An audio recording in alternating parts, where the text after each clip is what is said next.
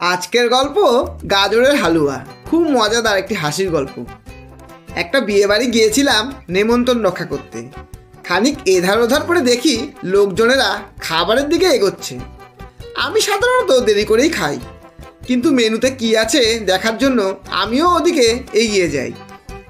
ঘুরে ঘুরে দেখতে থাকি কোথায় কি আছে। যথারীতি গাদাগাদির ঠেলাঠেলি চলছে। তারই মধ্যে হঠাৎ দেখি কনের বাবা হন্তদন্ত হয়ে ইভেন্ট ম্যানেজারের দিকে ছুটছেন। একটু কাছে যেতে শুনি উনি বলছেন, ভাই যাকেই দেখছি সেই গাজরের হালুয়া নিচ্ছে, কিন্তু ক্ষীরের তৈরি গরম সুস্বাদু রাবড়ি কেউ নিচ্ছে না। যেভাবে পরাত ভরা ছিল সেভাবেই পড়ে আছে। এইভাবে চলতে থাকলে তো কিছুক্ষণের মধ্যেই হালুয়া শেষ হয়ে যাবে আর আমার ইজ্জতের 12টা বাজবে। অমায়িক মুখে ইভেন্ট ম্যানেজার বলল, আরে আপনি কোনো চিন্তা করবেন না স্যার, কিছু একটা ব্যবস্থা করছি আমি। দেখলাম ইভেন্ট ম্যানেজার ইতিমধ্যে ওয়াকি টকি বার করে নিয়েছেন, আর স্পষ্ট শুনতে পেলাম তাতে তিনি বলছেন, হ্যালো পূজা বলছো? হ্যাঁ স্যার বলুন।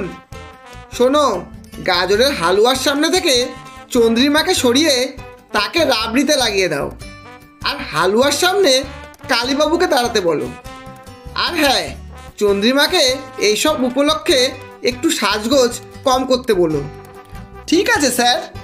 ম্যানেজার বাবু ঘুরে এবার চিন্তায় উদ্বিগ্ন কনের বাবার কাছে গিয়ে বলল, আপনি নিশ্চিন্তে মেয়ের বিয়েতে মন দিন স্যার, দেখবেন রাবড়ি এবার বেশি নেবে লোকে।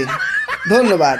গল্পটি যদি ভালো লাগে একটা লাইক অবশ্যই দেবেন এবং বন্ধু ও প্রিয়জনদের শেয়ার করে চ্যানেলটি সাবস্ক্রাইব করে পাশে থাকবেন।